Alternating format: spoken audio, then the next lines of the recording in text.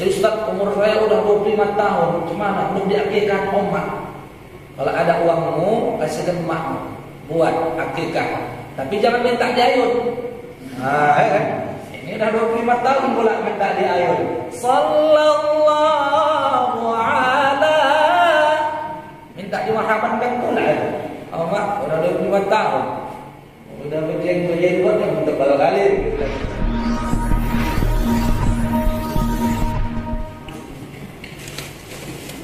Bismillahirrahmanirrahim. Assalamualaikum warahmatullahi wabarakatuh. Bu, tanda sehat itu ada 3. Pertama, orang yang sehat itu nyenyak tidur malam.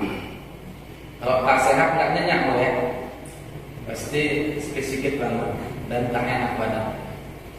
Pun dalam Islam ada 4 macam tidur. Yang pertama, tidur yang disunnahkan. Yang kedua, tidur yang dilarang. Yang dilarang itu ada 2 macam. Dan yang terakhir yang dibenci Allah itu ada 1 macam. Yang sunnah itu qailullah.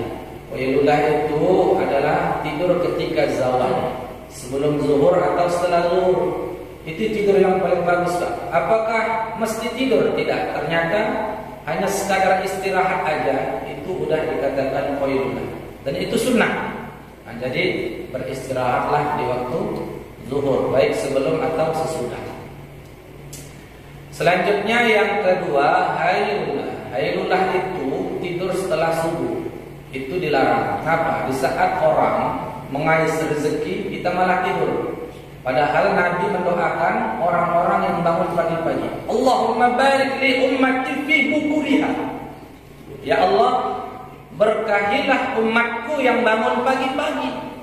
Jadi kalau bangun pagi-pagi itu didoakan Nabi, maka yang tidur subuh itu tentu dilarang oleh Nabi Muhammad SAW. Yang ketiga, ada ailullah. Ailullah ini tidur ba'da asar. Meskipun secara spesifik hadisnya itu kualitasnya masih diperdebatkan, namun memang orang yang tidur asar ini apabila tidurnya itu berturut-turut maka akan hilang akalnya. Artinya orang itu jadi stres, galau, kemudian jadi suka merenung. Itu yang tidur asar. Dan yang terakhir, tidur yang dibenci Allah adalah tidur ketika Ustaz sedang ceramah. Itu dibenci sama Allah. Nah, maka Bapak Ibu yang dimuliakan Allah, saya sebentar aja Pak. Ya Pak ya, nggak lama-lama, setengah jam. Baik Bapak Ibu hadirin hadirat yang dimuliakan Allah Subhanahu wa taala. Tanda orang sehat itu makan enak. Betul Bu ya? Seleranya itu ada. Kalau orang sakit, 3 yang dicabut. Yang pertama selera makan. Yang kedua yang dicabut raut wajah.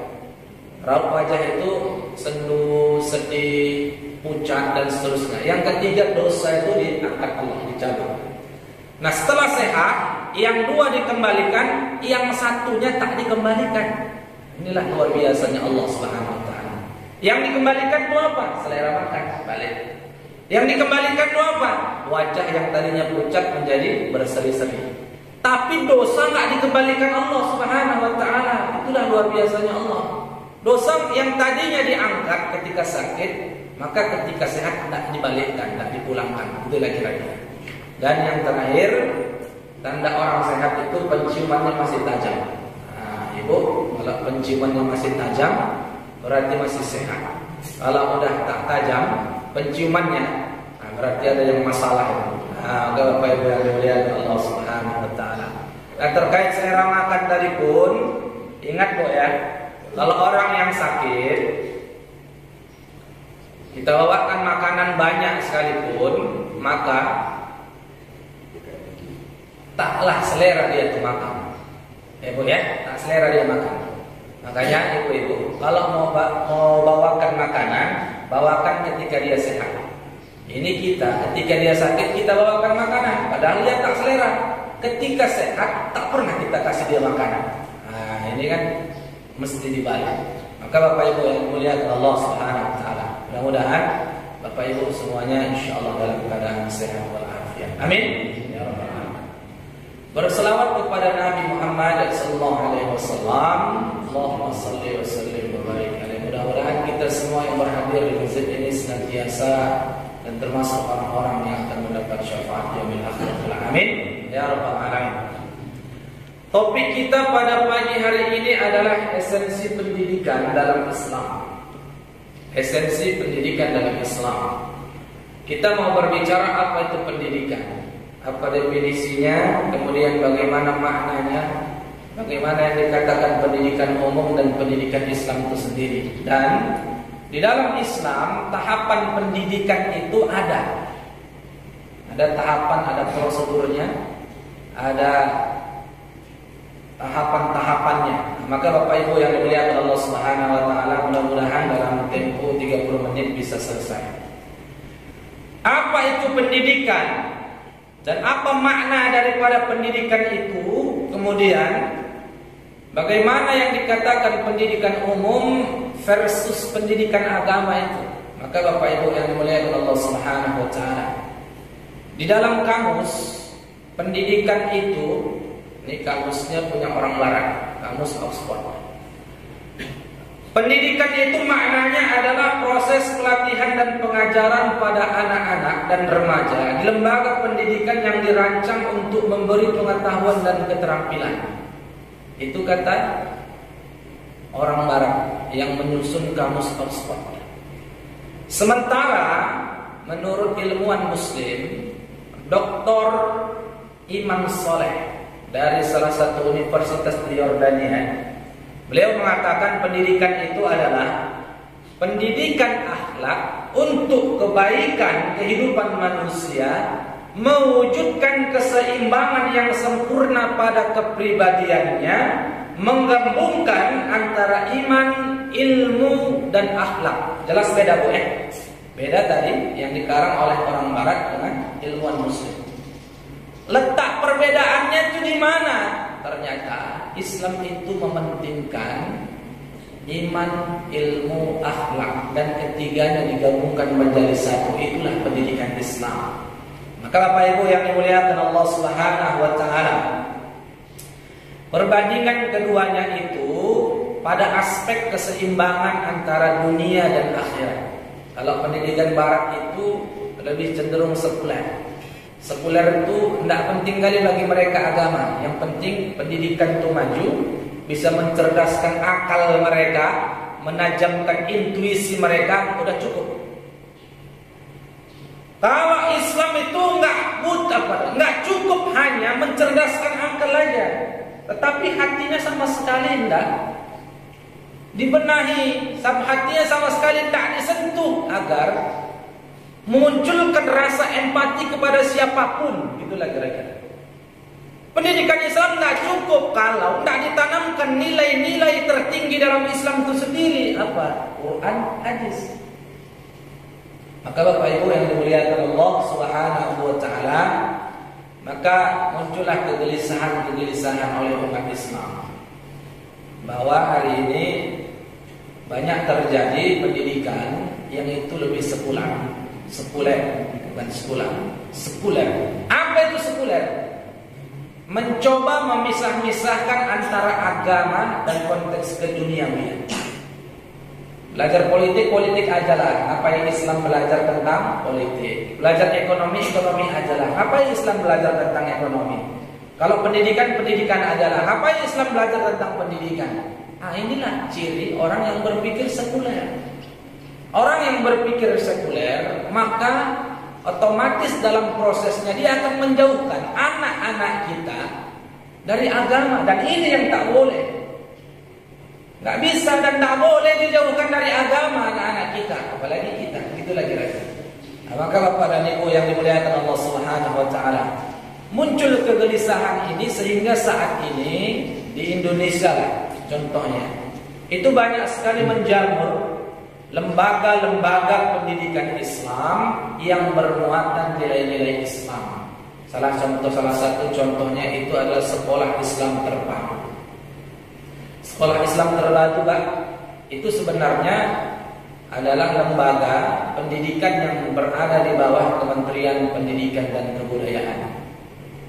Namun karena Islam terpadu, di dalamnya itu ada ciri-ciri kekhasan tertentu yang menjadi program unggulan dari lembaga pendidikan. Makanya di Islam terpadu itu banyak yang programnya tahfidzul Quran, penanaman nilai-nilai akhlak, al-amal al-yaumiyah, amal-amal sehari-hari itu ditekankan. Pendidikan umum ya dapat juga. Karena kita pun dalam Islam ini tak boleh pula memisah-misahkan antara agama dan pendidikan umum. Jadi kedua-duanya itu sama-sama penting. Abu Hamid Muhammad Al-Ghazali yang wafat tahun 505 Hijrah itu mengklasifikasi ilmu. Ilmu itu tidak boleh dipisah-pisah. Jadi yang pertama ada ilmu syar'iyah dan yang kedua ada ilmu ghair syar'iyah. Ilmu syar'iyah inilah ilmu-ilmu Quran, ilmu-ilmu hadis, fikih, usul fikih, akidah, akhlak, tauhid dan seterusnya. Itu syar'iyah, hukumnya fardu ain. Yang kedua ada ilmu ghair syar'iyah.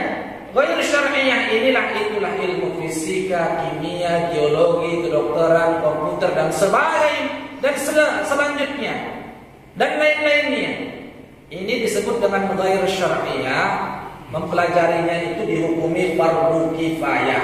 Artinya kalaulah tak ada dibinjeni dokter, dosa orang binjeni. Kalau tak ada yang ahli IT dibinjeni, dosa orang binjeni. Makanya kedua-duanya itu fardu. Maka Bapak Ibu yang dimuliakan Allah Subhanahu wa taala, jangan kita pisah-pisahkan antara keduanya. Oke, baik. Yang kedua, kapan pendidikan itu dimulai? Kapan pendidikan dimulai? Pendapat yang mana yang mesti kita tegakkan? Itulah kira-kira. Pendapat mana yang mesti kita ambil? Ternyata dalam Islam pendidikan itu dimulai ketika memilih jodoh, Pak. Ya, Bu? Pendidikan dimulai ketika memilih jodoh. Bukan ketika anak itu lahir, bukan. Tapi ketika memilih jodoh. Bapak Ibu hadirin hadirat yang dimuliakan Allah Subhanahu wa taala, panduannya 4. Laki-laki melihat perempuan 4. Tungkahul mar'atu li arba'in, limaliha, li hasabiha, apa lagi? Li jamaliha, li jamaliha, kemudian li diniha. 4. Laki-laki melihat perempuan 4, Pak. Yang pertama, limaliha, hartanya. Yang kedua, li hasabiha, keturunannya yang baik-baik enggak? Yang ketiga, li jamaliha, cantik enggak? Cantik pun ini relatif lah bagi orang-orang Indonesia. Ya, Bu ya. Kalau orang Jepang, kakinya makin pendek makin cantik. Kalau di Afrika sana, kulitnya makin hitam yang kilat, kali bibirnya makin tebal. Itulah makin cantik di Afrika. Kalau di Indonesia nih, Pak, Bu, relativitasnya itu tinggi. Ya, Bu ya. Yang penting enggak pun dia sempurna, yang penting mestilah dilihat. Yang keempat, apa itu? Lidiniha, agamanya. Fadhfar bizatid din taribat yadak. Kalau mau tentram, mau tenang, pilih agamanya. Maka Bapak Ibu yang dimuliakan Allah Subhanahu wa taala, perempuan milih laki-laki enggak 4 tapi 1 aja. Apa itu? Lidiniha, agamanya. Ya, Bu ya. Ibu-ibu, kalau ada anak kita yang melamar, anak kita yang mau melamar, jangan ditolak. Ini mentang-mentang cuma naik sepeda motor ya kan, langsung ditolak. Mohon maaf saya Bu ya, dipacari 3 tahun boleh, ketika mau dilamar tak boleh. Ini keliru, mesti diluruskan. Kan gitu kan? Anaknya dibonceng sana sini, Pak, 3 tahun, dibiarkan aja sama emaknya. Begitu mau dilamar, dia tolak. Kenapa? Anak orang miskin itu. Gitu alasannya. Bapak-bapak Ibu yang dimuliakan Allah Subhanahu wa taala, yang diterima yang mana? Yang naik kijang Nino Paribon. Luar biasa. Nino Paribon yang diterima, Pak. Begitu udah menikah, mana mobilmu? Rupanya rental. Kalau Bapak Ibu yang dimuliakan Allah Subhanahu wa taala, ini mesti diperhatikan ya Bapak Ibu. Fakidus syai' la yu'ti. Orang yang tak punya maka dia tak bisa memberi. Maksudnya apa? Maksudnya Bapak Ibu yang dimuliakan Allah Subhanahu wa taala, paling tidak kalaupun kita tidak bisa mendapatkan sesuatu yang baik-baik, maka kita berupayalah bagaimana caranya untuk mendapatkan yang baik-baik. Jadi kita biasakan dulu dari diri kita. Kita tidak akan bisa dapat ya dari sesuatu atau dari manfaat apa yang kita lakukan itu ketika kita sendiri tidak membiasakan diri kepada sesuatu yang bermanfaat atau yang baik-baik. Maka kita mulai dari sekarang. Dari sekarang maka kita tanamkan hal-hal yang baik. Maka Bapak Ibu yang dimuliakan Allah Subhanahu wa taala. Kemudian yang fase yang kedua, pendidikan dalam Islam itu fase kehamilan. Bapak Ibu yang dimuliakan Allah Subhanahu wa taala. Makanya dalam Islam kalau ada ibu-ibu muda sedang hamil, itu mesti di fase kehamilan itu senantiasa membacakan Al-Quran kepada anaknya. Kenapa? Itu fase penting sebenarnya. Ya Bu ya, fase penting. Kenapa rupanya? Ketika anak berada di dalam rahim, di alam kandungan, maka ketika itu Allah telah berikan potensi kepada anak. Ya ayyuhal insan hinum minad dahri lam yakun syai'an madhkura. Inna khalaqanal insana min nutfatin amsajin nabtalihi faj'alnahu sami'an basira. Penjelasan bahwa anak dalam kandungan itu sudah diberi potensi pendengaran, penglihatan. Maka ibunya itu mesti sering-sering memperdengarkan ayat suci Al-Quran. Dijamin Bu.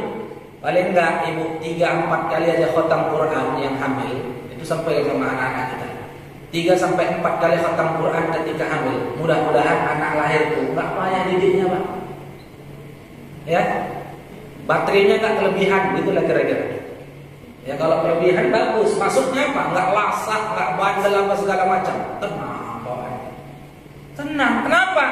Karena yang senantiasa dibacakan oleh ibunya itu ketika berada di alam kandungan Quran. Quran itu akan memberikan efek ketenangan kepada anak yang berada di dalam itu. Orang-orang Yahudi itu biasa mengerjakan soal matematika. Orang-orang di Rusia itu kalau lagi hamil biasa dibawa ke studio musik. Apa yang diperdengarkan? Musik-musik simfoni. Nah, kalau kita di sini ya, daripada melakukan pekerjaan yang tak baik kan bagus baca Quran. Itulah kira-kira. Itu dijamin Bu ya, dijamin. Kalau ibunya ketika hamil senantiasa membaca Quran, maka ketika itu pula anak itu lahir akan memberikan efek yang luar biasa pada akhlaknya, pada karakternya, tumbuh menjadi anak yang luar biasa. Bapak Ibu hadirin wal hadirat yang dimuliakan Allah Subhanahu wa taala. Fase yang ketiga adalah fase kelahiran. Fase kelahiran ini banyak proses yang mesti dilakukan Pak ya. Pertama, anak itu lahir diazankan dan diiqamatkan. Hadis ini berasal dari riwayat Ubaidillah bin Abi Rafiq. Hadis riwayat At-Tirmizi Pak. Kata Nabi sallallahu alaihi wasallam dalam hadis ini adalah uzunu fi uzunil Hasan bin Ali hina waladathu Fatimah bis salat. Azankan di telinga anak ketika anak itu lahir sebagaimana azan ketika hendak sholat, dan itu dilakukan oleh Ali radhiyallahu an kepada anaknya Hasan dan Husain. Nah, maka Bapak Ibu yang dimuliakan Allah, inilah tadi pentingnya mengapa agama itu penting. Jadi paling tidak ayahnya itu ketika anak lahir bisa mengazankan, bisa mengazankan, bisa mengiqamatkan. Kan tidak mungkin Bu, ibu punya menantu laki-laki, anak cucu ibu lahir yang dipanggil tuh Bang Ahyar, BKM Masjid Handayani, ngapain? Tolong azankan cucuku. Kan tidak mungkin. Maka Bapak Ibu yang dimuliakan Allah Subhanahu wa taala. Dan yang terpenting pula ya, karena memang agama itu penting bagi seorang laki-laki ini, agar ketika dalam proses pendidikan anak itu tidak keliru, apalagi dalam mengazankan Pak ya. Ada laki-laki atau suami yang dalam kehidupannya itu hanya sekali itu aja, belum pernah diazan, baik di masjid ataupun musola. Tahu-tahu disuruh azan sama mertuanya atau emaknya atau orang tuanya. Dibantingnya azan tuh. Asyhadu an la ilaha illallah wa akbar. Kenapa salah orang? Kenapa? Enggak biasa azan. Disuruh azan, salah baiknya. Ini yang kita khawatirkan itu. Maka Bapak Ibu yang dimuliakan Allah Subhanahu wa taala. Jadi Bapak Ibu hadirin hadirat, itu proses dalam fase kelahiran yang pertama. Fase yang kedua tahnik. Tahnik. Apa itu tahnik? Ini hadis ini berasal dari Asma binti Abi Bakar. Ya, Asma binti Abi Bakar ini adalah anak dari Abu Bakar Siddiq. Suaminya namanya itu Zubair. Ya. Cucu cucu Abu Bakar namanya Abdullah. Ini dalam penelitian Dr. Muhammad Ali Albar. Jadi anak itu ditahnik. Hikmahnya apa? Nah, ketika itu Asma meminta Rasulullah untuk mentahnik anaknya. Lantas Rasul mentahnik. Apa itu? Memberikan makanan kepada anak. Apa itu? Dikunyahkan kurma yang terbaik. Kalau nggak ada kurma apa? Madu. Kalau nggak ada madu apa? Gula. Kalau nggak ada gula apa? Nggak ada lah. Pokoknya yang manis-manis. Jangan ibu kasih garam. Ibu jajali pula garam nanti. Menjerit dia tuh. Maka Bapak Ibu yang dimuliakan Allah Subhanahu wa taala. Udah. Jadi berdasarkan penelitian, anak ketika di alam rahim itu makan dari air ketuban. Maka kalau air ketuban itu pecah, anak bisa tenggelam di dalam kandungan. Makanya ketika lahir, makanan yang pertama itu dikasih apa? Itu tadi tahnik. Supaya dia belajar bahwa sesungguhnya ketika udah masuk ke alam dunia, anak-anak kita itu bisa merasakan sesuatu yang baru. Dan yang baru itu sunnah Nabi. Itulah tahnik, punya akan kurma. Ya Bu ya, Bapak Ibu yang dimuliakan Allah Subhanahu wa taala. Di dalam sunnah Nabi itu ada kejayaan. Mengapa anak ditahnik? Karena anak bayi itu rentan meninggal dunia. Karena kadar glukosa yang ada di dalam tubuhnya itu berubah secara spontan. Yang tadinya berada di alam rahim, keluar dia masuk ke fase atau alam dunia. Spontan berubah. Kalau tak ditahnik bisa berbahaya untuk anak. Maka Bapak Ibu yang dimuliakan Allah. Jadi dalam Islam panduannya itu lengkap sekali.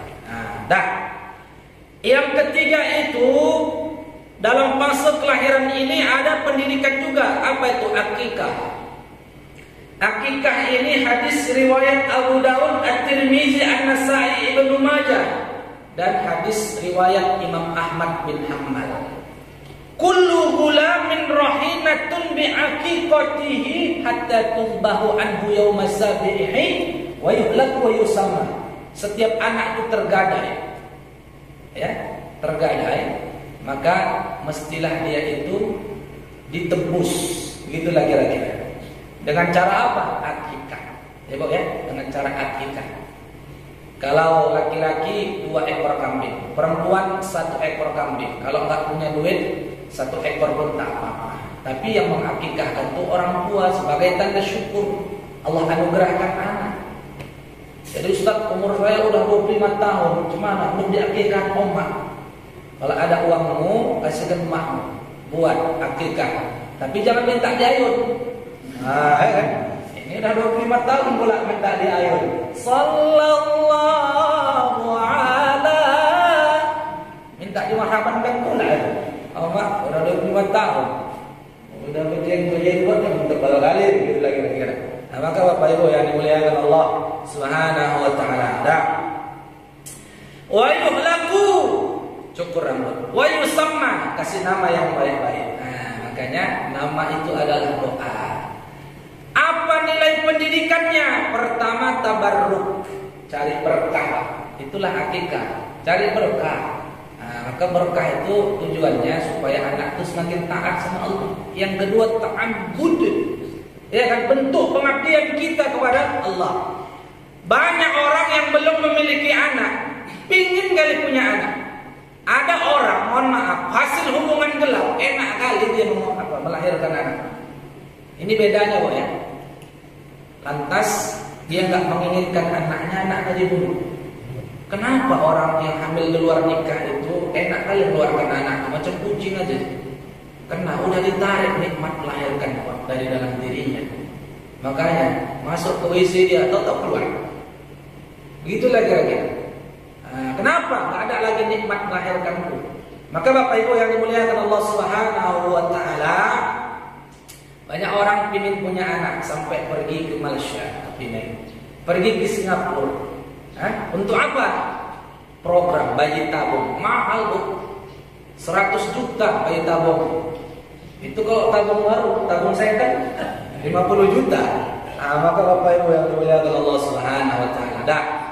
Jadi ini mesti diperhatikan dengan seksama. Ini sebagai wujud tabarruk, ta'abbud, yang terakhir tasyakkur. Ini 3 konsep pendidikannya sebagai tanda syukur.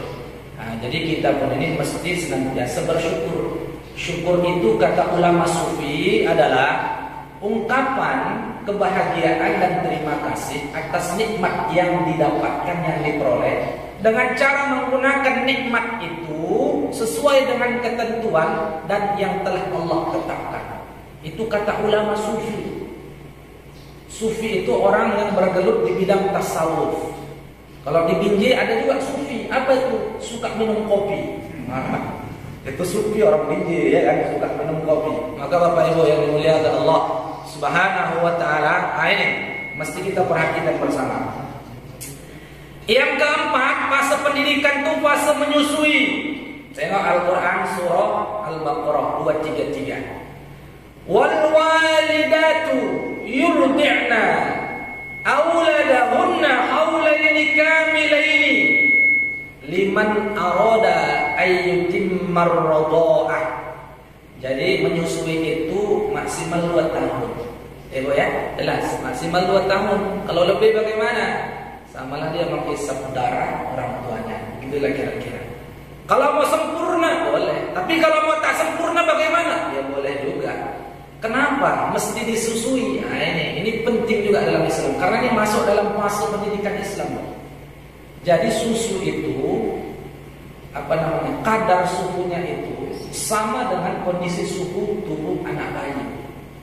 Ya Bu ya, hangat itu air susu ibu. Padahal Bu, ibu-ibu ada nggak kompor di perut ibu? Nggak ada, Bu ya. Nggak ada kompor, tapi suhunya itu bisa sesuai dengan anak yang disusukannya. Itulah hebatnya, luar biasanya Allah Subhanahu wa Ta'ala. Ini salah satu yang luar biasa. Ustaz, air susu saya tidak keluar, Ustaz. Jadi susu formula. Cuman lagi ya. Tapi kalau bisa keluar itu jauh lebih bagus. Maka Bapak Ibu yang dimuliakan Allah Subhanahu wa Ta'ala, kalau susu lembu, khawatir kita anak itu responnya lambat. Kenapa lambat? Lembu berada di tengah jalan, ibu mau lewat, itu klekson apa reaksinya, Bu? Pasti not responding dia, lama kali. Wah, selalu tanten sekuat tenaga kita. Baru mau pindah dia, Pak ya. Ini khawatir kita anak kita nih yang dikasih susu lembu, macam lembu responnya. Bapak Ibu yang dimuliakan Allah, tapi mudah-mudahan Allah bawakan ya. Mudah-mudahan Allah berikan kecerdasan, akal batin pada anak-anak kita, meskipun tak diberi air susu ibu dan seterusnya. Bapak Ibu yang dimuliakan Allah Subhanahu wa Ta'ala, ada seorang ulama namanya Syekh Said Nursi. Itu menulis Kamus Al-Muhib. Bukan menulis ya. Dia itu hafal Kamus Al-Muhib. Kamus Al-Muhib itu tebalnya luar biasa, lebih dari 500 halaman, lebih Pak. Tapi dia bisa hafal. Nah, ketika ditanya oleh muridnya, "Ya Syekh, kenapa Anda bisa hafal kamus yang tebal itu?" Kalau Al-Quran kan biasa kok yang menghafal Quran tuh banyak lah kata-kata. Kenapa? Memang orang yang menghafal Quran itu kata Allah, "Walaqad yassarnal Qur'an lidzikr wa hal min mudzakir." Memang Allah mudahkan. Tapi di kamus yang enggak beraturan, susunan katanya itu random, ya, tidak beraturan, tapi bisa dihafal. Bisa dihafal. Apa rahasianya ya Syekh? Ditanya. Ibu saya ketika menyusui saya itu nggak pernah lepas dari berwudu. Oh, luar biasa. Ternyata wudu. Jadi kalau mau menyusukan anak tuh wudu. Hasilnya ya Said Nursi itu menghafal mudah, cerdas, profesor lagi. Luar biasa. Maka Bapak Ibu yang dimuliakan Allah Subhanahu wa taala, itulah sesuatu yang dibiasakan. Kalau itu berasal dari agama, maka insya Allah mudah-mudahan kebaikan-kebaikan itu akan hinggap kepada kita. Baik Bapak Ibu hadirin wa hadirat yang dimuliakan Allah Subhanahu wa taala. Selanjutnya, fase yang kelima adalah fase anak-anak. Fase anak-anak ini pendidikan dalam konteks anak-anak pun penting. Yang pertama, biasakan anak itu ibadah. Ibadah. Dalam satu hadis dikatakan begini, muru auladakum bis-shalah wa hum abna'u 7 sinin wadribuhum wa hum abna'u 10 sinin wa farriqu fil madaji'. Suruh anakmu salat ketika usia 7 tahun. Nah, ketika memasuki usia 10 tahun dia tidak mau salat, maka pukul. Pisahkan dia dengan tempat tidur kalian. Nah, usia 7 tahun dia disuruh sholat, diperintahkan sholat. Artinya sebelum 7 tahun sudah diajarkan tentang bacaan-bacaan sholat. Nah, itu baik. Maka itulah pentingnya anak kita diajarkan tentang sholat. Berarti sebelum 7 tahun sudah diajarkan. Iqra dulu, baru ajarkan Quran, baru ajarkan doa-doa. Anak-anak itu mudah kali mengingat. Karena proses imitasinya itu sangat kuat sekali. Makanya sering aja reading aloud, ya, bacakan dengan suara keras, itu anak pasti akan bisa mengulang apa yang kita ucapkan.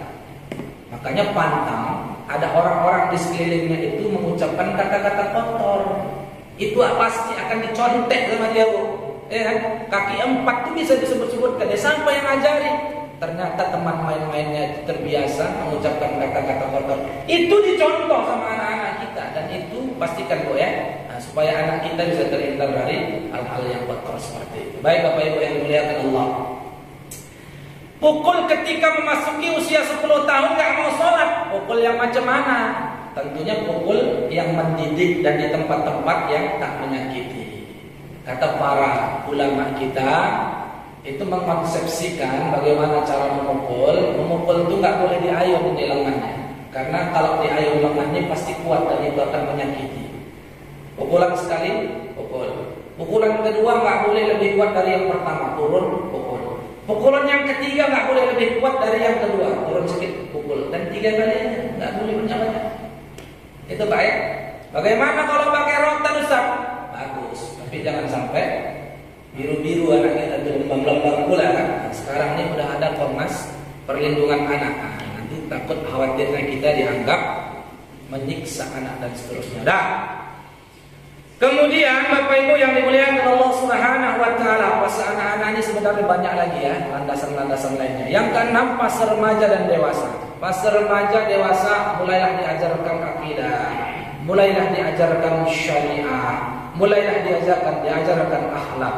Maka Bapak Ibu yang dimuliakan Allah Subhanahu wa taala, ajarkan kepada anak kalau udah mulai remaja, tanamkan nilai-nilai agama, ya. Remaja-remaja itu kan dikumpul di masjid ini, panggilkan ustaz, silahkan diajarkan tentang agama supaya mereka tak.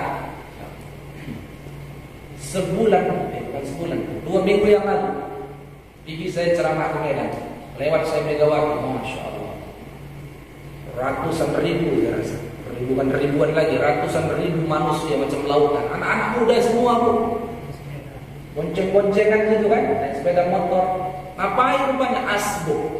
Asmara subuh. Nah, ini bahaya. Udah lagi teleponnya dibuka sama dia, buka aurat di situ. Nah, naudzubillah. Ini mesti kita jaga bersama, Bu, ya. Ya. Yang ketujuh, fase orang tua. Fase orang tua apa ada proses belajar juga? Ada. Lakinu mautakum la ilaha illallah. Ajari orang-orang yang udah sakaratul maut itu, yang udah mau mati, dengan kalimat la ilaha illallah. Jadi orang tua pun ada proses belajar juga. Sebagaimana An-Naisaburi dalam tafsir An-Naisaburi mengatakan bahwa utlubul ilman minal mahdi ilal lahdi, tuntutlah ilmu dari buayan sampai liang lahat. Jadi dari tadi fase memilih jodoh, lahir anak, buayan sampai ke liang lahat itu mesti ada nilai-nilai pendidikan diajarkan kepada mereka. Ada orang mau mati, mau meninggal dunia, ditalkinkan sama anaknya la ilaha illallah, ya nyebut ya, geleng-geleng, nyebut ya, geleng. Datang kawan ayahnya, udah mari aku yang nalkinkan, nggak perlu dibisik-bisikkan, pakai HP ya. Oh, langsung. Apa yang bapak tunjukkan? Buah 6 ditunjukkan. Rupanya kartu ditunjukkan. Kenapa? Kebiasaannya main kartu ketika hidup. Jadi ketika meninggal dunia payah dia menyebutkan kalimat la ilaha illallah. Jadi kalimat la ilaha illallah Muhammadur Rasulullah tanamkan sejak dini. Ya Pak ya, Ibu ya. Mudah-mudahan mati dalam keadaan husnul khotimah. Amin. Yang C, tujuan pendidikan itu supaya anak-anak kita beradab. Ya, supaya anak-anak kita beradab. Tidak usah saya sampaikan lagi hadisnya. Ini udah lebih dari 30 menit ini sebenarnya. Dah 2 menit lagi. Yang terakhir D, batasan belajar. Kapan? Nah, tadi saya katakan tidak ada batasannya Bu. Ini contoh aja ya. Umar bin Khattab itu mulai belajar 27 tahun. 27 tahun baru belajar. Kenapa? Karena masuk Islamnya pun dia udah masuk usia-usia remaja. Abu Hurairah itu usia 30 tahun mulai belajar. Abu Bakar mulai belajar usianya yang ke-38 tahun belajar Islam. Kemudian Khadijah radhiyallahu anha mulai belajar usianya yang ke-55 tahun. Jadi bapak-bapak yang udah usia 60 70 mau belajar. Ya Pak ya? Udah tua udah payah ingat. Kalau menghafal Quran pun ingat awal, ujungnya lupa. Kalau ingat ujung, awalnya lupa. Baca qul ya ayyuhal kafirun itu pula. Yang lebih pendek lagi kan bisa Pak. Inna a'tainakal kautsar fashalli li rabbika wanhar. Inna ada lupa. Terakhir ku baca lah inna lillahi wa inna ilaihi rajiun. Lupa dia. Maka Bapak Ibu yang dimuliakan Allah Subhanahu wa taala. Enggak apa-apa. Ingat bahwa orang yang dekat dengan Quran, insya Allah ingatannya akan semakin kuat, semakin bertambah. Karena itu apa? Janji Allah Subhanahu wa taala.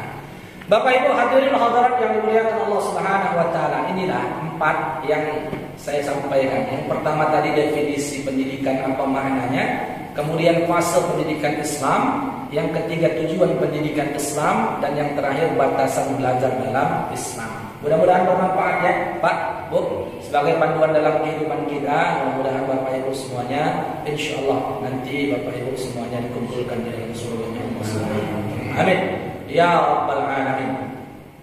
Doa aja. Karena saya sudah tahu ada ibu-ibu yang udah gini-gini di belakang. Kenapa ngantuk? Ibu-ibu kan biasanya tadarus ya, tadarus. Jadi kalau ada aktivitas nggak mendengar aja itu biasanya insya Allah nggak akan. Baik Bapak Ibu, mari kita bermunajat kepada Allah. Mudah-mudahan apa yang kita lakukan ini mendatangkan keberkahan dari Allah Subhanahu wa taala. Amin ya rabbal alamin. A'udzu billahi minasyaitonir rajim. Bismillahirrahmanirrahim. Alhamdulillahi rabbil alamin wassalatu wassalamu ala asyrafil mursalin Muhammadin wa ala alihi wa sahbihi ajma'in. Allahumma وتفرقنا من بعده تفرقا معصوما واهدنا صراطا مستقيما فاغفر لنا ذنوبنا ولوالدينا وارحمهم كما ربونا صغارا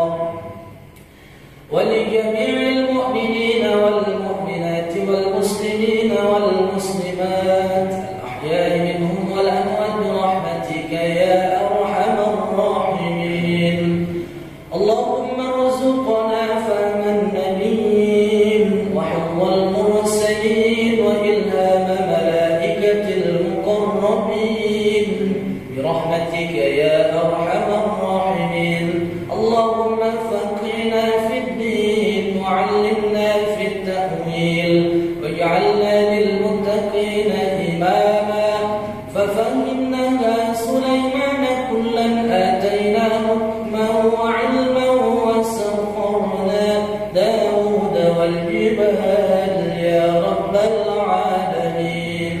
اللهم إنا نسألك علما نافعا ورزقا واسعا حلالا طيبا وعملا مقبولا برحمتك يا أرحم الراحمين.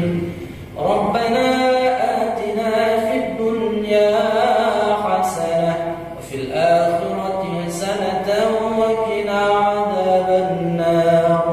صلى الله وسلم عليه والحمد لله رب العالمين.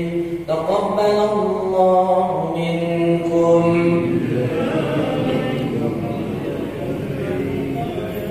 Alhamdulillah, mohon maaf saya Bapak Ibu semuanya dan kepada Allah saya mohon ampun.